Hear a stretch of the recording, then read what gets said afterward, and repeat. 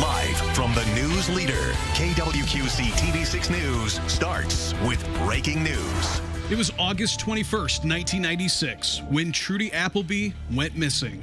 Years of searching, years of questions. You get to take and have the things that Trudy didn't. Where's that fair? What did she ever do? And now we finally have answers. That's 10,584 days. That is the time it has taken to stand before you and say what we long had hoped we could say. We have made an arrest in the murder of Trudy Appleby. This is a KWQC TV6 News special report. The case of Trudy Appleby, closer to closure. 29 years and over 10,000 days, a major break in one of the Quad Cities' most widely known missing persons cases. Good evening, everyone. I'm Sharon DeRick. Police say a suspect has been indicted in the murder of Trudy Appleby. Let's get you up to speed now. On August 21st, 1996, 11-year-old Trudy Appleby was last seen at her home in Moline. Witnesses said they saw her getting into the passenger side of an older gray-colored vehicle driven by an unknown man. That was the last time anyone would ever see her. Immediate leads didn't turn up much, and the case stalled for years. But investigators never stopped. The case took them all over the Quad Cities. It was even featured on several national TV programs. Now, after years of searching, today at a press conference, police said 50-year-old Jamison Fisher has been indicted in Trudy's death. Fisher is charged in Henry County with 3 counts of first-degree murder and 1 count of concealment of a homicidal death. The community and Trudy's family can now breathe a sigh of relief after so many years of wondering what happened to her. KWQC's Jenna Jackson joins us now live from Moline. And Jenna, you were at that press conference today. What did you take away from it?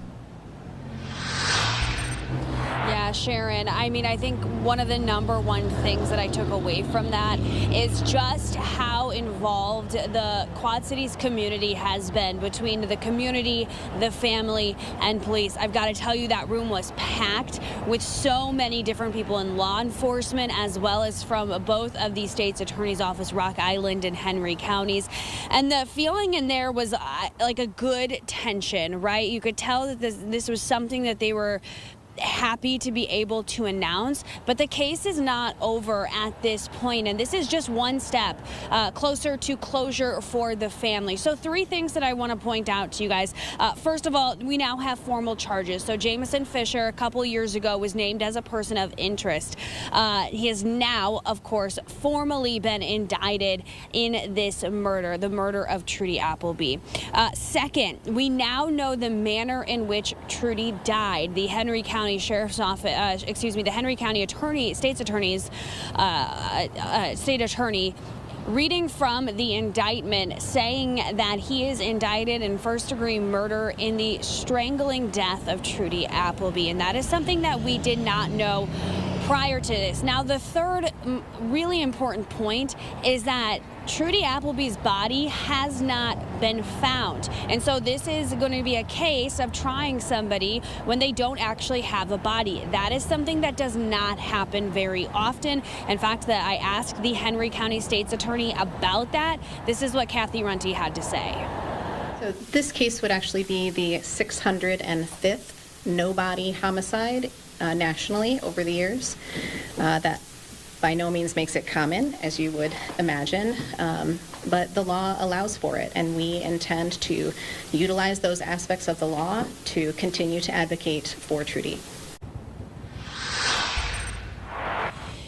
And now there's also been questions of, there were 2 other persons of interest named in this case, Ed Smith and Dave Whipple. At this time, both of those people have since passed. I asked if any more charges would be brought or if they believed that Jamison Fisher acted alone. The answer was kind of vague to that question from Chief Galt, but he said that if they find out more people are involved, they will be charged. Something else that I just want to mention is that Chief Galt mentioned several of the other names of people still in Rock Island County who are considered missing to this day, other cold cases.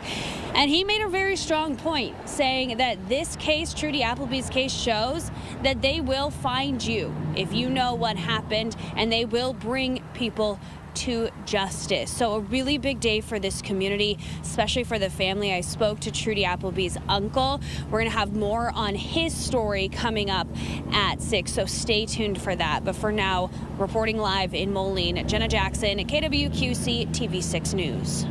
All right, thank you, Jenna. And as she just mentioned, she did speak to Trudy's uncle this afternoon about today's indictment. We'll have his emotional reactions tonight on your news at 6. And also coming up on your news at 6, TV6 Investigates looks into Jamison Fisher's background and how he's connected to the case. What you need to know about the man now charged with killing Trudy Appleby.